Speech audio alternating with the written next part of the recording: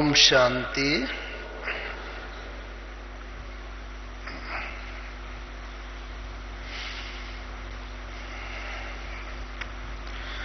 निमित्त भाव,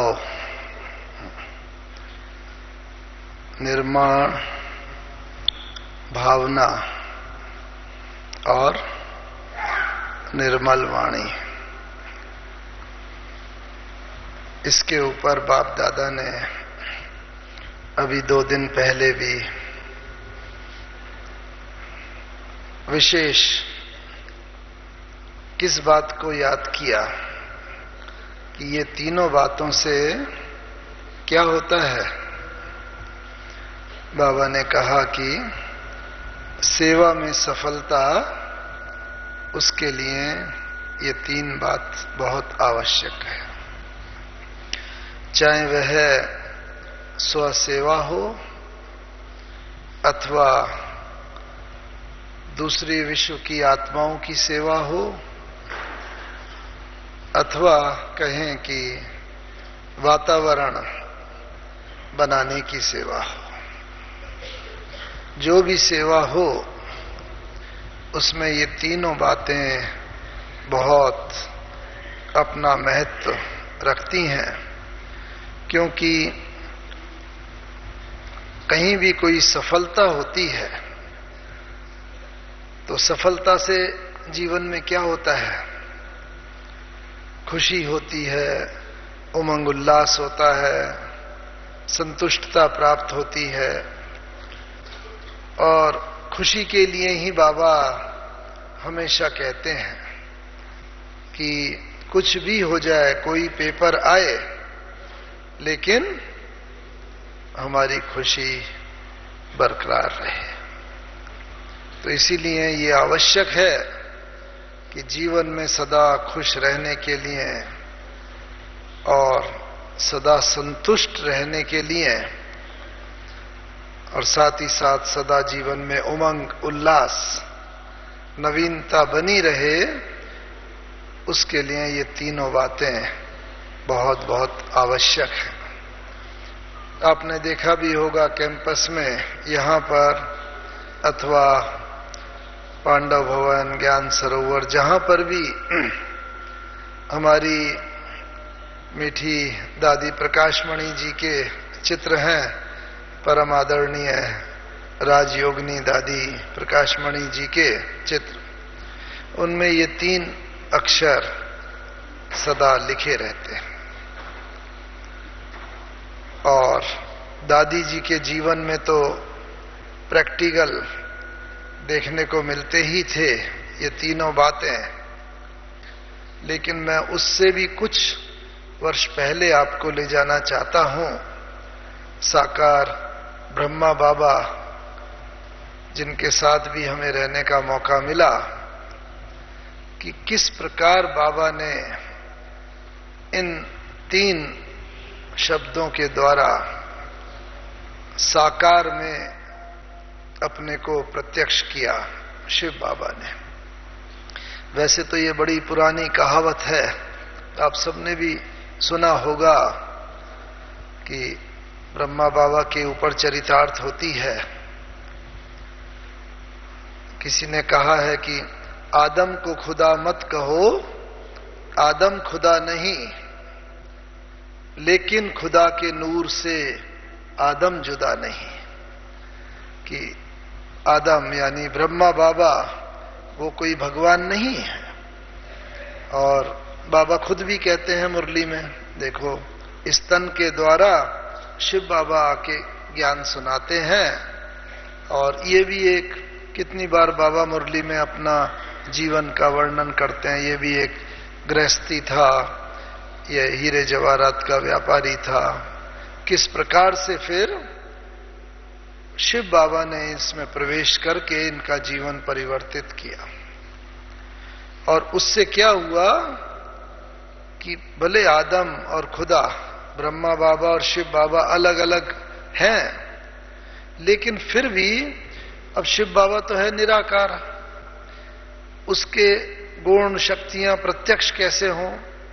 कहते हैं वो प्रेम का सागर, ज्ञान का, शांति, आनंद, शक्ति, सबका सागर है, लेकिन वो प्रत्यक्ष कैसे हो गुण, वो सारा साकार प्रजापिता ब्रह्मा बाबा के माध्यम के द्वारा बाबा के ये सभी गुण जैसे कि प्रत्यक्ष होते थे, एक एक चीज मानो निमित्त भाव है।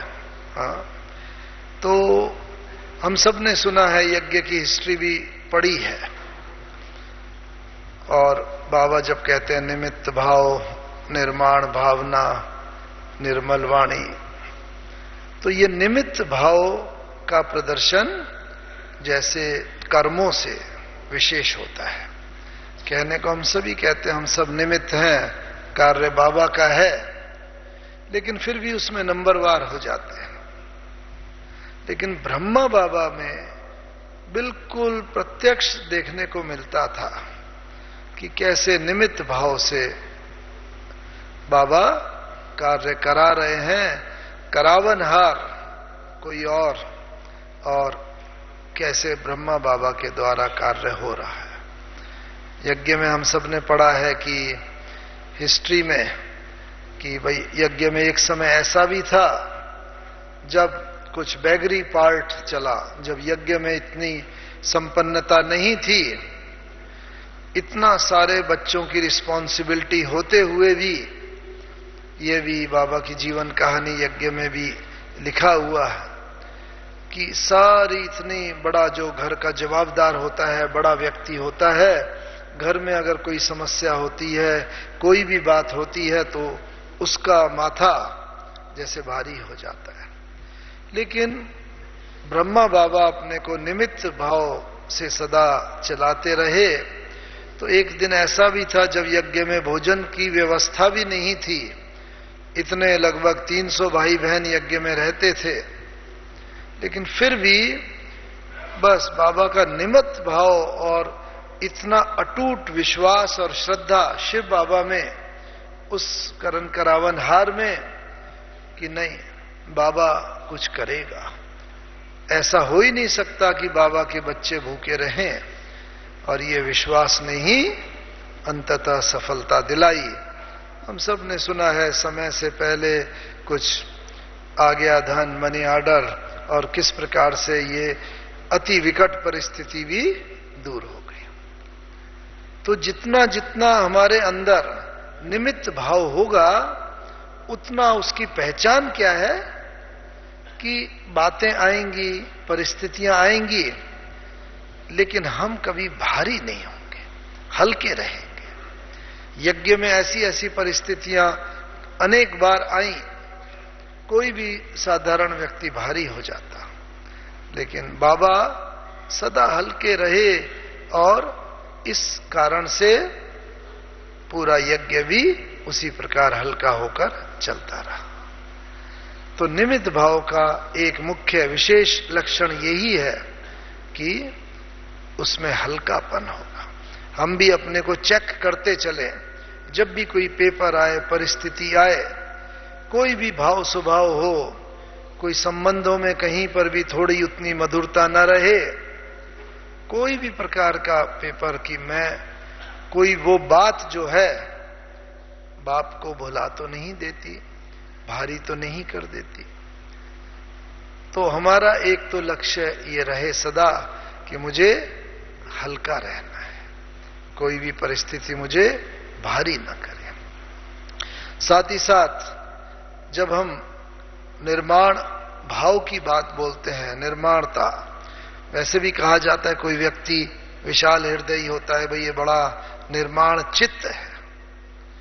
तो निर्माण भावना जो बाबा ने कहा है, तो ये भावना जो होती है, निर्माणता की भावना, ये सदैव मनुष्य को जीवन में खुद तो वो आगे बढ़ता ही है, लेकिन उसका लक्षण यही है कि उसकी किसी के प्रति ईर्ष्या नहीं होगी, किसी को आगे बढ़ता हुआ देख करके उसके अंदर कोई हीन भावना नहीं आएगी, और वो निर्माणता की भावना देख करके वो दूसरों को और अपने से भी आगे बढ़ाता चलेगा।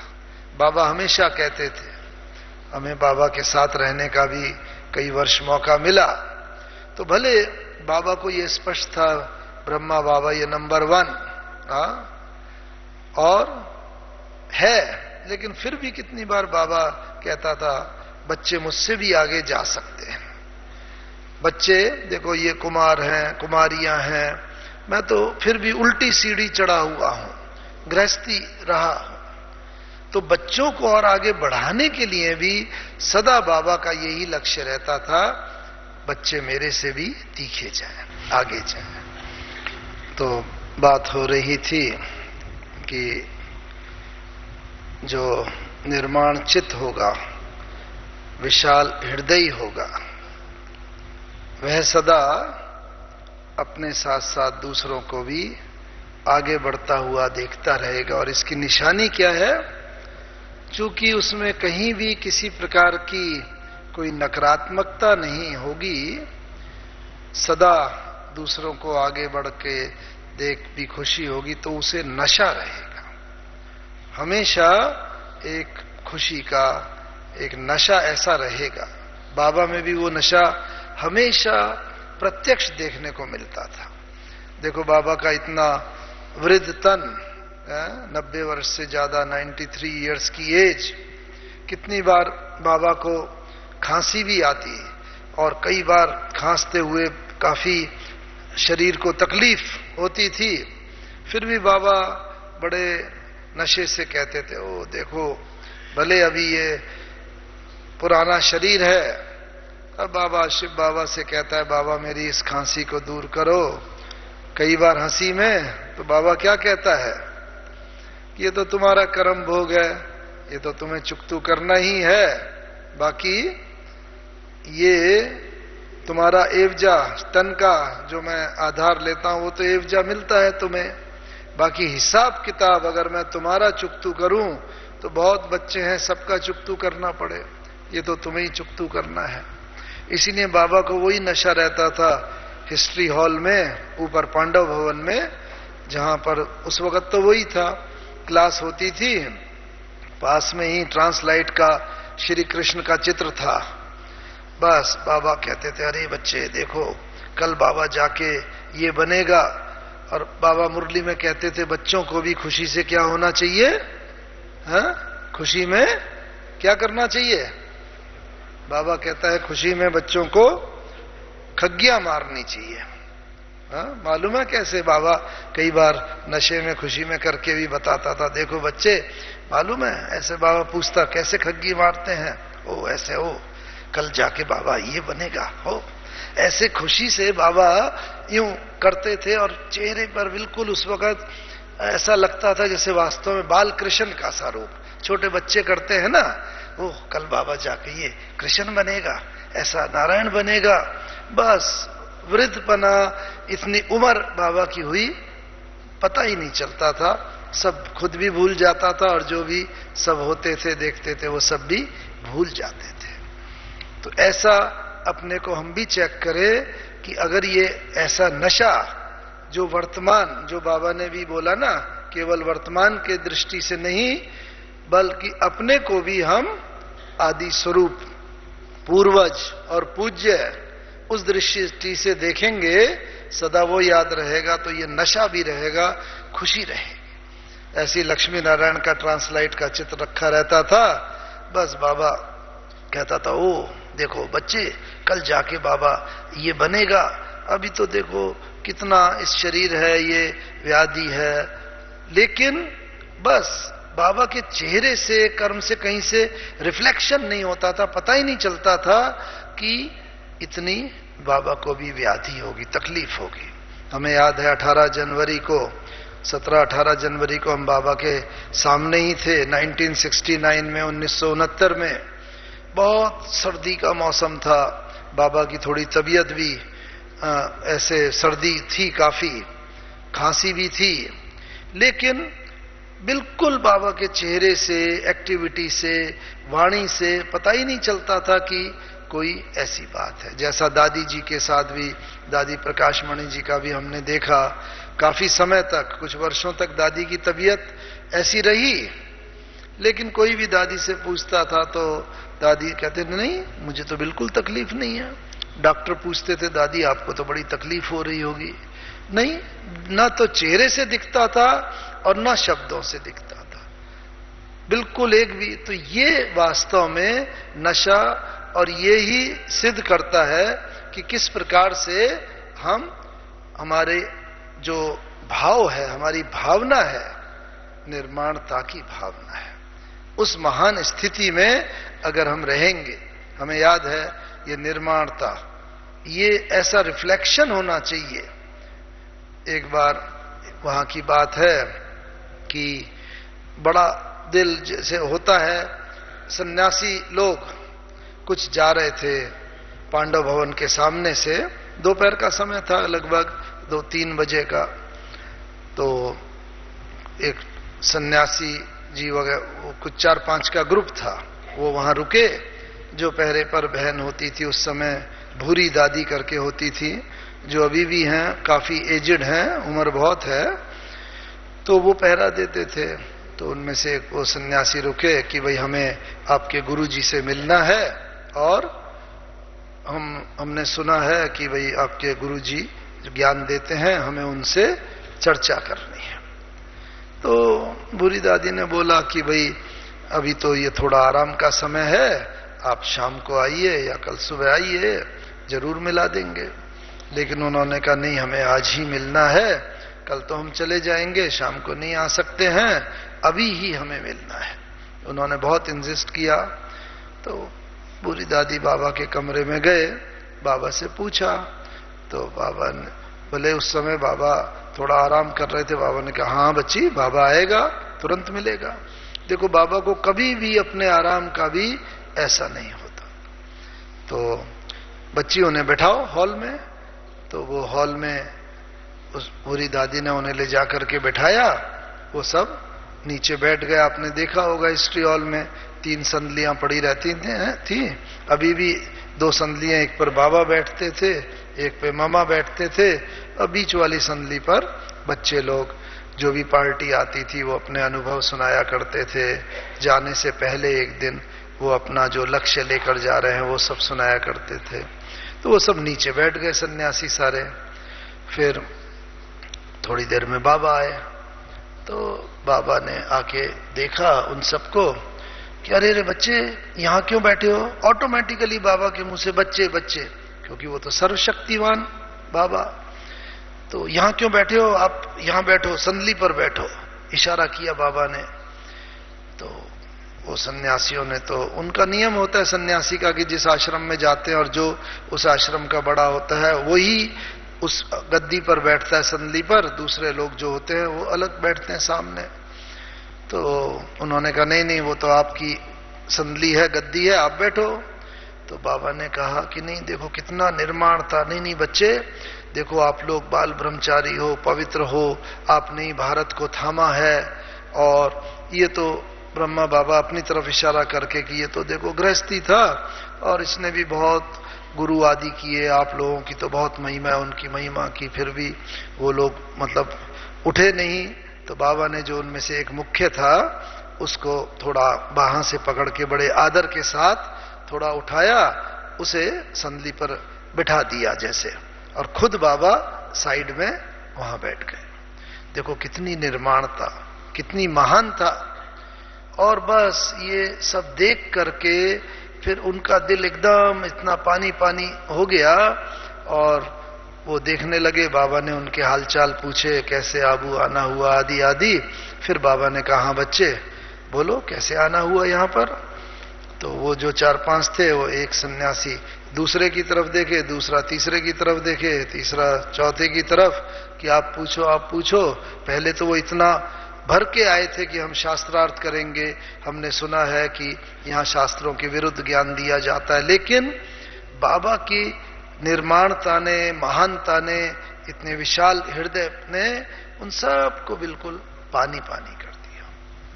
तो देखो ये एक उसका लक्ष्य, जो अगर हमारे जीवन में अगर होता है ना, व्यक्ति फिर उसी के हिसाब से ही आगे बढ़ता रहता है। तो ये निर्माणता का प्रत्यक्ष बाबा के एक एक चरित्र से ये दिखता था। कोई भी आए, कई बार बाबा बस बच्चे जा रहे हैं पास में, हेलो बच्चे, गुड मॉर्निंग, गुड इवनिंग, बाबा में देखो इतनी कितनी बार हमने देखा, ध्यान नहीं होता था, पीछे से बाबा आए, साइड से आए और एकदम गुड मॉर्निंग करा। तो इतनी महानता, इतनी निर्माणता, और इस कारण से बाबा जैसे देखो कैसे नंबर 1 एकदम हो गया। तो ये नशा और ये जो है बात खुशी की। और तीसरी बात बाबा ने बताई है क्या? निर्मल वाणी। ये तो हम सभी जानते हैं वाणी की हर बात, हाँ, और कि किस प्रकार से वाणी में अगर दूसरों के लिए नम्रता, मिठास, रिस्पेक्ट होती है तो व्यक्ति आगे सहज ही बढ़ता रहता है। बाबा के एक्टिविटी से ही पता चलता था। जब कोई भी पार्टी आती थी, बस बाबा ने जैसे कहा तीनों सेवाएं साथ साथ हों, तो बाबा एक तरफ तो आते थे कि आओ बच्चे आओ, यूं बाबा हाथ फैला देते, आओ आओ बच्चे, मीठे बच्चे आओ, स्वीट चिल्ड्रन आओ, प्यारे बच्चे, बस सिकी लदे बच्चे बहुत समय के बाद। और बस ऐसा चुंबकीय आकर्षण होता था कि बाबा की बाह में जैसे खिंचते चले आते थे। क्यों? क्योंकि वो तीनों सेवाओं का प्रत्यक्ष सबूत था। मनशा के द्वारा भी बाबा के अंदर वो इतनी पावरफुल वाइब्रेशन, वाचा में तो उदारता, मीठे शब्द होते ही थे, और कर्मों से भी ऐसे पिता का प्यार, जैसे सर्वशक्तिवान का प्यार, जैसे वो झलकता था। इसीलिए बाबा कहता है कि ये तीनों सेवाएं जब साथ साथ होंगी तो सर्विस की सफलता तुरंत ही देखने में आएगी। ऐसे ही जब भी कभी कोई बच्चे बाबा के पास जाते थे तो बस बाबा ऐसा दृष्टि, जैसे ही बाबा की दृष्टि उन पर पड़ती थी तो वो आत्मा थोड़े समय के लिए तो जैसे एकदम विदेही हो जाती थी, अशरीरी। जितनी जैसी हमारी स्थिति होगी उस स्थिति से हम जब दूसरे को देखेंगे, दूसरे को दृष्टि देंगे, और वो ही वैसे ही वाइब्रेशन हमारे ऑरा शक्तिशाली होगा, वो वाइब्रेशन निकलेंगे। तो जो भी व्यक्ति उस ऑरा के अंदर आएगा, उस वाइब्रेशन को कैच करेगा, जिन पर भी वो दृष्टि पड़ेगी, वो आत्माएं भी थोड़े समय के लिए ही सही लेकिन एकदम अशरीरी हो जाएंगी, विदेही स्थिति का अनुभव करेंगी। ये प्रैक्टिकल बाबा के सम्मुख जाने से प्रैक्टिकल अनुभव होता था। एक बार, 2 बार, 3 बार, अनेक बार, हर बार ऐसी स्थिति का अनुभव होता था। तो ये जो बाबा कहते हैं कि निमित्त भाव, निर्माण भाव, भावना, निर्मल वाणी, ये तीनों का जब कंबाइंड इफेक्ट होता है इकट्ठा, आप देखो ये ही एक बहुत बड़ा जादूगरी का कार्य करता है। हमें याद है कि बाबा के पास ना, जब बाबा की कर्मातीत अवस्था, बाप के निकट थे बाबा, पहले बाबा के पास जाते थे तो बाबा भी कहता ये भी पुरुषार्थी है और इसीलिए इंजन है ये, और बाबा आगे आगे, हम सब बच्चे जैसे पीछे पीछे।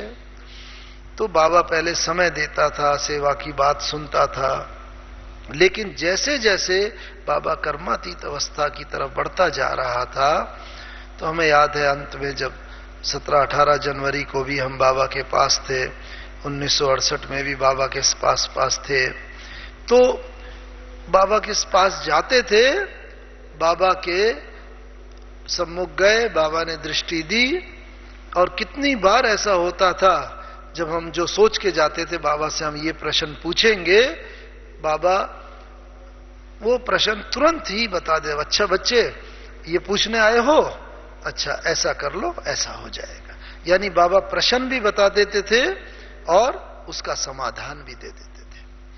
1 बार हुआ, 2 बार, 3 बार, 4 बार, जब अनेक बार ऐसा हुआ कि बस अलग अलग बार अलग अलग प्रश्न लेके गए, और जो मन में संकल्प है बाबा ने संकल्प भी सुनाया, प्रश्न भी और उत्तर भी।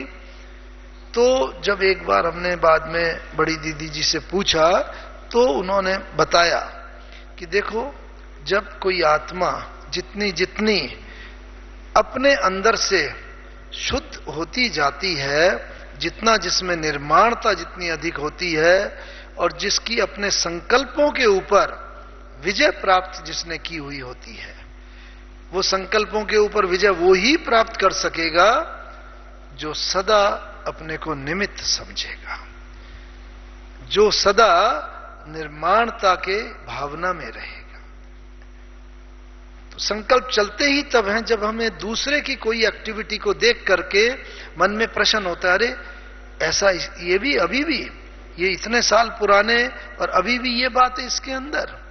बस जहां पर भी जो बाबा ने कहा परिवार के लिए भी वही भावना रहे, महानता की भावना रहे। मेरा परिवार है, पूरे कल्प में एक ही बार इतना बड़ा और इतना पवित्र ब्राह्मण परिवार मिलता है। लेकिन अक्सर हम भूल जाते हैं, और जब हम भूल जाते हैं तो फिर हम क्या समझते हैं, हमें भगवान के सिलेक्शन पर भी डाउट होने लगता है, प्रश्न पैदा होने लगता है। बाबा ने कहा है मेरा आखिरी में आखिरी बच्चा भी जो दुनिया की इस समय की बड़ी आत्मा कही जाती है उनसे भी महान है। तो भगवान का सिलेक्शन इतना बड़ा और हमें उस पर डाउट होता है, अरे इस आत्मा में ये बात, इस व्यक्ति में ऐसा संस्कार। तो हमें भगवान के सिलेक्शन पर भी डाउट हुआ, इसका मतलब क्या, हमें बाबा पर डाउट हुआ। तो इसलिए कभी भी हम अपने अंदर ये बात, और वो क्यों होता है, क्योंकि हम केवल वर्तमान की दृष्टि से उस आत्मा को देखते हैं, केवल हम वर्तमान देख रहे हैं। इसीलिए बाबा ने कहा, अब की बार जो होमवर्क दिए ना बाबा ने, हमेशा बाबा 1-2 होमवर्क दिया, अब की बार बाबा ने जैसे देखा जाए तो 5-5 होमवर्क दिए, वो भी हम आपस में अभी डिस्कस करते हैं। तो ये देखिए कि जिस प्रकार से जितना हमारे अंदर ये भावना होगी उतना हम किसी भी विश्व की किसी आत्मा का भी दिल जीत सकते हैं। तो देखो बाबा ने अब की बार इसीलिए ये हम बच्चों को जो होमवर्क दिए हैं, आप देखो मैनेजमेंट में भी ये कहा जाता है, दुनिया में भी भाई कोई भी अगर लक्ष्य को प्राप्त करना है तो एक शॉर्ट टर्म प्लानिंग होनी चाहिए, एक मीडियम टर्म, एक लॉन्ग टर्म प्लानिंग, और जैसी प्लानिंग होती है उसके हिसाब से फिर सफलता मिलती है। तो बाबा ने भी अब की बार देखो हमें कितने होमवर्क दिए हैं, क्योंकि अभी सीजन का ये अंतिम टर्न था ना, तो बाबा ने एक तो लॉन्ग टर्म प्लानिंग दी है कि 6 महीने का होमवर्क। क्या दिया बाबा ने, 6 महीने बाद बाबा क्या देखेंगे? देखो होमवर्क अभी से ही अगर याद होगा ना और रोज रिमाइंड करेंगे तो हमारी बुद्धि में वो लक्ष्य रहेगा। तो बाबा ने एक तो यही दिया 6 महीने का होमवर्क, क्या कि किसी को भी देखो, किसी भी आत्मा को देखो, उसे केवल वर्तमान की दृष्टि से नहीं देखो, उसे कौन सी दृष्टि से? उसे संपूर्णता की, जिसे कई बार बाबा कहते त्रिकालदर्शी होकर के, आदि के रतन के हिसाब से, कि वो आत्मा ओरिजिनल स्वरूप, ओरिजिनल संस्कार उसका क्या है, आत्मा का क्या ओरिजिनल संस्कार है। जब परम धाम में होती है तो हम सब कहते हैं भाई प्रेम स्वरूप, शांति स्वरूप, आनंद, जो आत्मा के गुण हैं। और जब सतयुग में होती है सर्वगुण संपन्न, 16 कला संपूर्ण, आदि आदि। तो हम केवल वर्तमान के दृष्टि से न देखें, और जो आदि है वो ही अंत होना है, क्योंकि आदि में जो आत्मा थी कल्प के अंत में भी जब संपूर्णता को प्राप्त करेगी फरिश्ता स्वरूप होके, और उसके बाद जब जाएगी तो उसी स्वरूप में होगी। तो इसीलिए 3 काल की दृष्टि से देख करके ही उस आत्मा को हम देखें, तो हमारे अंदर किसी भी आत्मा के प्रति कोई प्रश्न पैदा नहीं होगा। तो 6 महीने का तो बाबा ने ये होमवर्क दिया है, इसे ख्याल रखें। और दूसरा 1 महीने का क्या होमवर्क दिया है, एक महीना करके ना 6 महीने तक होगा। ये भी कब होगा? 1 महीने का क्या होमवर्क दिया है? सदा खुशी में रहो। तो इसीलिए जब हम देखो सदा खुशी में, यही गीता में भी कहा है उसका लक्षण, कि योगी जो होता है ना, मान अपमान, निंदा स्तुति, हार जीत, दुख सुख, हानि लाभ सब में समान रहता है। तो ये स्थिति हमारी जब आएगी तो हमारी सदा खुशी रहेगी।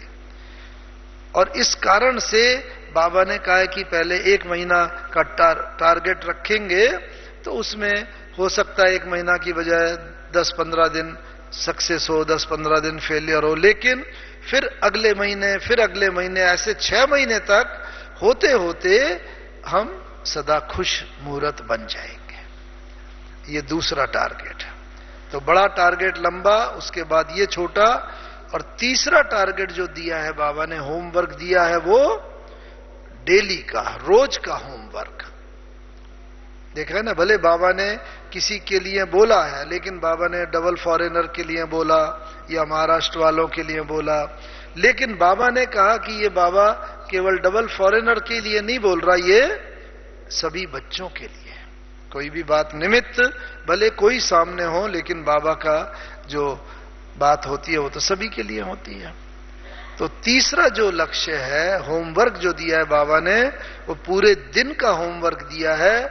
उसमें भी सुबह सुबह अमृत वेले का 1 होमवर्क, दिन का 1 होमवर्क और रात्रि सोने का 1 होमवर्क। याद है ना? हाँ, सुबह सुबह उठते ही बाबा ने क्या होमवर्क दिया? हाँ, सदा लक्ष्य, गुड मॉर्निंग तो करना ही है, गुड मॉर्निंग करने के बाद फिर उसके बाद बाबा ने कहा लक्ष्य और लक्षण। हर एक अपने को तो जानता है मेरे में ये लक्षण है, तो जो लक्ष्य से, जैसे काम का लक्ष्य होता है, आज मुझे ये काम करना है, ये काम डायरी में लिख लेते हैं, ऐसे ही अपनी सोन्नति का भी लक्ष्य उस दिन का आप बनाओ, और फिर दिन भर में उसे चेक करते चलें कि ये मेरा लक्ष्य था, इस लक्ष्य से कितना कम रह गया, और इसके लिए मुझे अपने लक्षण के अंदर क्या तब्दीली करनी है। मानो मैंने लक्ष्य रखा कि भाई मुझे क्रोध नहीं करना है, ठीक है, लेकिन कोई परिस्थिति आई, पेपर आया, एक बार क्रोध हुआ, तो जैसे ही आएगा, बाबा ने भी जैसे बोला आएगा, लेकिन थोड़ा आने के बाद फिर तुरंत ही अगर अटेंशन होगा, चेकिंग हो जाएगी, अरे ये नहीं करना चाहिए था, तो वो वहीं पर ही कम हो जाएगा। और धीरे धीरे जब ये अटेंशन रहेगा तो सारे दिन भर वैसा ही रहता रहेगा, और धीरे धीरे करके एक समय ऐसा भी आ जाएगा जब हम संपूर्ण विजयी बन जाएंगे। दूसरा, अब बाबा ने सारे दिन भर के लिए क्या और स्मृति दी है? कौन से अपने स्वरूप में रहो, जो बाबा की मुरली का सारी था, सदा पूर्वज और पूज्य स्वरूप की स्थिति में रहो। और ये कब रहेंगे? वो भी बाबा ने स्पष्ट बता दिया कि जब मनशा वाचा कर्मणा, तीनों सेवा है। हाँ? मनशा द्वारा क्या करना है? सकाश देनी है। देखो, इसमें कोई, बाबा ने जो सेवा करी बताई है ना, उनमें कोई खर्चा नहीं, कोई भी कर सकता है। बैठ के मनशा के द्वारा आत्माओं को आवाहन करो कि बानो मैं मंदिर में हूं, मेरी पूज्य मूर्ति है, और मैं वरदानी मूर्त में खड़ी हुई हूं, और सामने भक्तों की लाइन लगी हुई है, और मैं उन आत्माओं को अपने पूर्वज और पूज्य स्वरूप का साक्षात्कार करा रही हूं। तो जितना मैनेजमेंट में भी ये मानते हैं कि जितना हम ऑटो सजेशन देंगे, जितना हम अपने को महान समझेंगे, उतना महान बन जाएंगे। जितना हम अपने को कम समझेंगे, उतना हम कम होते चले जाएंगे। इसलिए क्योंकि ये समय चल रहा है संकल्प सिद्धि का, इसलिए ये चेक करते चलें कि मुझे कभी भी संकल्प में कमजोरी नहीं आने देनी है, क्योंकि संकल्प ही हर चीज की नींव है। तो किसी भी हालत में संकल्प में कमजोरी नहीं आने देनी है, क्योंकि हमारा सारा खेल ही चल रहा है किस चीज के लिए है? पूरा जो हमारा पुरुषार्थ है, किसी का चाहे 50 साल का पुरुषार्थ हो, 60 साल, 70 साल, या 1 साल, 2 साल, हर एक का लक्ष्य एक ही है, जो बाबा ने कहा है, अंत मते सो गति का। हमारा सारा पुरुषार्थ उस एक अंतिम सेकंड के लिए हो रहा है, अंतिम क्षण के लिए हो रहा है, जब हमारे प्राण तन से निकलेंगे, और उस समय जो हमारी मानसिक स्थिति होगी ना, बस अंतमति सोगति। तो ये सारा पुरुषार्थ हमारा उसी अंतिम क्षण के लिए हो रहा है, उसी की हम सब तैयारी कर रहे हैं। जैसे स्टूडेंट होता है, पूरे साल भर पढ़ता है, किस लिए? कि भाई जो 3 घंटे का पेपर आने वाला है, जो पेपर हॉल में बैठ के लिखना है उसे, उसी के लिए वो पूरी तैयारी हजारों घंटों की करता है सिर्फ उन 3 घंटे के लिए। ऐसे हमारा भी सारा पुरुषार्थ उसके लिए है। तो एक ये बात सदा बुद्धि में रहे। तो इसीलिए बाबा ने कहा मनशा वाचा और कर्मणा। देखो कर्मणा की भी बाबा ने नई परिभाषा दी है। कर्मणा माने केवल कर्म से ही जो सेवा करते हैं वो नहीं, बल्कि संबंध, संपर्क और चेहरे के द्वारा, ये है कर्मणा सेवा। कई बार कोई बात होती है, एकदम चेहरा फक पड़ जाता है, उदास हो जाता है, तो बाबा ने कहा कि नहीं, संबंध, संपर्क, उन सब में मधुरता बनी रहे और चेहरा भी सदा खुशनुमा रहे। यह है कर्मणा सेवा। और इसी प्रकार से बाबा ने वाचा तो निर्मल वाणी कही है। तो अब देखो, और रात की ये पूरे दिन में अमृत वेला, पूरे दिन भर का, और रात का क्या बाबा ने बताया वो तो सबको याद होगा। अच्छी नींद लाने के लिए क्या करना है? दिमाग को खाली करके सो। बस बाबा के सामने हम अपना पोता मेल रख दें तो आप देखो दिन भर की दिनचर्या, उसके बाद पूरे दिन भर की 3 समय की अमृत वेला, पूरा दिन भर का, रात्रि का, ये 3 होमवर्क, ये 3 होमवर्क सफल होंगे, ये दिन सफल होगा तो महीने वाला होमवर्क सफल होगा, सदा खुश रहेंगे। और वो होमवर्क सफल होगा तो फिर जो बाबा 6 महीने का होमवर्क दिया है कि किसी भी आत्मा के सामने से कोई पेपर ही नहीं आएगा। क्यों? क्योंकि उसको हम त्रिकालदर्शी होकर देख रहे हैं, उसके ओरिजिनल संस्कार हमारी बुद्धि में है, न कि उसका वर्तमान संस्कार। जैसे फिल्म में एक्टिंग करते हैं ना, तो फिल्म में जब एक्टिंग करते हैं तो जो हीरो हीरोइन होते हैं, दोस्त होते हैं आपस में, मानो 2 हैं, एक हीरो बना है और एक विलेन है, एक नायक है एक खल नायक है मानो। तो फिल्म में उनका पार्ट है लड़ने का, झगड़ने का, लेकिन उनकी बुद्धि में यह स्पष्ट है ये तो हम पार्ट कर रहे हैं, और जब ये फिल्म की शूटिंग पूरी हो जाएगी फिर हम कपड़े बदल करके और दोस्त हो करके, दोस्त की तरह फिर हम अपने घर चले जाएंगे। ऐसे ही जो शूटिंग हो रहे, जो भी आत्माएं हैं, वो सब अपना पार्ट बजा रही है। तो उसका वर्तमान में इस समय ये पार्ट है, लेकिन ओरिजिनल में वो क्या है? ओरिजिनल में वही आत्मा वास्तव में भगवान की चुनी हुई वो रतन है, जो भगवान ने इतने 600 करोड़ आत्माओं में से कुछ ब्राह्मण कुलभूषणों को चुना है, जो सिलेक्टेड आत्माएं हैं। वो आत्मा है जो कि असली में सर्वगुण संपन्न, 16 कला संपूर्ण है, जो आत्मा प्रेम स्वरूप, शांति स्वरूप, शक्ति स्वरूप है। उससे क्या होगा कि वर्तमान की तरफ जो उसकी कमी कमजोरी कुछ है उस तरफ बुद्धि नहीं जाएगी, और उसके आदि और अनादि स्वरूप की तरफ बुद्धि जाएगी, तो कभी भी उनकी तरफ से कोई ऐसा पेपर ही नहीं आएगा। क्योंकि ये परिवार के साथ चलना, जो बाबा ने बताया, ये ही सबसे बड़े से बड़ा पेपर ये है, परिवार के साथ चलना। हमें अपने पर विश्वास है, बन जाएंगे। देखो भगवान को हम पर विश्वास है। बाबा कहता है कि बच्चे बस तुम बच्चे हो ही जाओगे। बाबा को भी कितना ड्रामे का है, कई बार बाबा बोलता है और अगर बच्चे उस सेवा को नहीं करते हैं, नहीं हो पाती, तो बाबा कई बार मुरली में, अजन शायद अभी समय नहीं आया उस सेवा का, अपने समय पर यह सेवा भी हो जाएगी। कितना साक्षी होकर के बाबा उस बात को, ये नहीं कि ये काम नहीं किया, क्यों नहीं हुआ, कोई क्रोध आए, ऐसा होना चाहिए था, जो अक्सर हम बच्चे कर लेते हैं। नहीं, कितना बाबा ड्रामा के पट्टे पर अटल और अडिग है। तो इस प्रकार से देखा जाए कि ये अगर हमारे पास ये सारे होमवर्क जो है बिल्कुल क्लियर होंगे, इस मुरली को 1 बार नहीं, 2 बार नहीं, बार बार पढ़ेंगे ना, और जितनी बार पढ़ेंगे उतनी वो बात क्लियर होती जाएगी। बाबा बच्चों से ये चाहता है, बाबा की ये इच्छा है, चाहना है, ये बच्चे करें। ऐसे केवल इस मुरली से ही आप पूरा होमवर्क अपना आगे आने वाले उसका निकाल लेंगे, तो अगली बार गर्व से, हाँ देखो बाबा को भी कितनी चिंता है। जब से पिछली मुरली में बाबा ने कहा ना कि देखो क्या होता है, कब बाबा कब आते हैं, तो वो भी बच्चों के जो संकल्प चले वो भी बाबा तक पहुंचे। तो बाबा ने उसको भी क्लियर करा कि नहीं, वो बाबा ने इसलिए कहा, किस लिए कहा, बच्चे एवर रेडी रहे, तैयार रहे।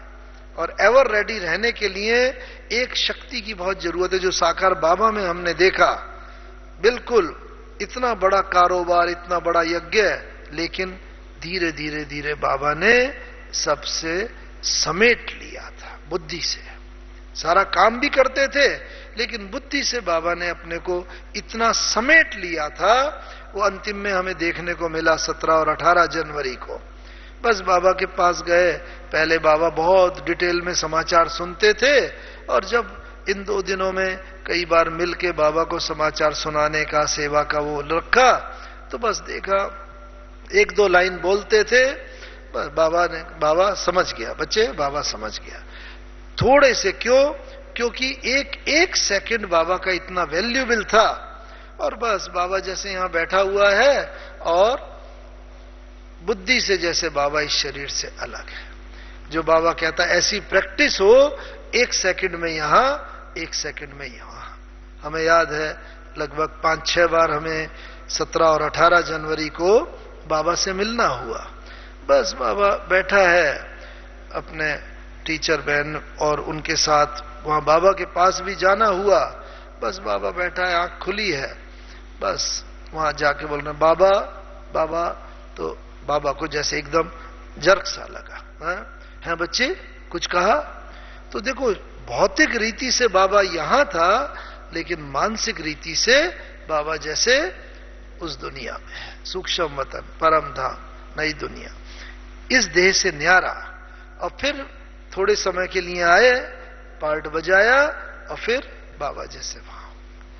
यही बाबा, बस हम बच्चों से अब बाबा उम्मीद रखता है, बाबा चाहता है कि बस पार्ट बजाने के लिए हम आए, यहां पार्ट बजाया, और फिर देह से न्यारे होकर के हम अपनी उसी स्थिति में हो जाए। ये प्रत्यक्ष देखा।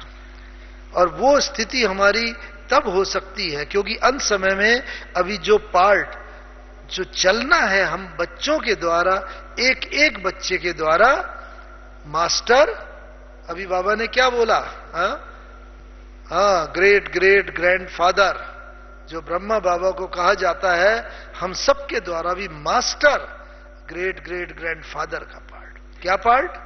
क्योंकि बाबा के सम्मुख, हम सब ने हिस्ट्री में पढ़ा है, बाबा के सम्मुख आते थे और ध्यान में चले जाते थे, साक्षात्कार में चले जाते थे। कोई कृष्ण देख रहा है, कोई स्वर्ग की दुनिया देख रहा है, यानी देह को भूल जाते थे। कोई अगर खराब भावना से भी आया, इतिहास में यह भी पढ़ा है कि आपने पढ़ा होगा इतिहास, एक सरदार जी आए और बाबा को नुकसान पहुंचाना चाहा छुरी लेके, लेकिन उन्हें किसका साक्षात्कार हुआ? गुरु नानक देव जी का, जो उनका इष्ट देव उनका। और इस कारण से फिर उन्होंने तुरंत ही उसकी आंख से आंसू बहने लगे, और कैसे उसने क्षमा याचना की। तो अभी हम एक एक बच्चे से सारे विश्व की आत्माओं को यही भासना आएगी, लेकिन ये होगा कब? जब हमारी ये स्थिति होगी, इच्छा मात्रम अविद्या, हमने अपने संकल्पों के ऊपर विजय प्राप्त की होगी, इच्छाओं के ऊपर विजय प्राप्त की होगी, तो जो भी आत्माएं आएंगी, हम उनकी इच्छाओं को पढ़ के बाबा हमारे द्वारा उनको उनकी इच्छा के अनुरूप साक्षात्कार करा सकेगा, उनकी इच्छाओं को पूर्ण कर सकेगा। और इसीलिए बाबा कहते हैं कि जो भी आत्मा आपके सामने आए, रोती हुई आए, हंसती हुई जाए। अशांत आत्मा आए, शांति की स्थिति का अनुभव करके जाए। दुखी आत्मा आए, तड़पती आत्मा आए, सुख की अनुभूति करते हुए जाए। वो कब होगा? वो बाबा हमारे द्वारा तब कराएगा जब हमारे अंदर ये तीनों बातें जो बाबा ने कहा ना, निमित्त भाव, निर्माण चित्त की भावना और निर्मल वाणी, ये इन तीनों का जब कॉम्बिनेशन होगा, तो बाबा हमारे द्वारा एक एक बच्चे के द्वारा मास्टर, ग्रेट ग्रेट ग्रैंडफादर का पार्ट जो बाबा ने कहा, वो प्ले करवाएगा। और सारी दुनिया के सामने तब बाबा की प्रत्यक्षता होगी, और तब वो सब कहेंगे, अरे इनमें भी भगवान, क्योंकि अपने अपने इष्ट देव, बाबा ने कहा ना, हरेक के आप हम सब बच्चे भक्त आत्माओं के जो आत्माएं उनके इष्ट देव हैं, हमारे द्वारा उन्हें अपने इष्ट देव का साक्षात्कार होगा। जो एक भक्त है, अगर कृष्ण का भक्त है, उसे हमारे द्वारा कृष्ण का साक्षात्कार होगा। दूसरा दुर्गा का भक्त है, हम वो ही हैं, लेकिन उसकी भावना है, उसको दुर्गा का साक्षात्कार होगा। तीसरा कोई दूसरा किसी इष्ट देव को मानता है, क्योंकि जिसका जो इष्ट देव है उसको जब उसका साक्षात्कार होगा तभी उसे संतुष्टि की अनुभूति होगी। तो इसलिए बाबा भी हम बच्चों को चाहता है कि हमने जब सब तरफ से समेटी हुई बुद्धि होगी, इसी को ही बाबा एवर रेडी कहते हैं। समेटा हुआ हमारा स्थूल कारोबार अगर फैला होगा, उधर बुद्धि चली जाएगी। सेवा फैली हुई होगी, उधर बुद्धि चली जाएगी।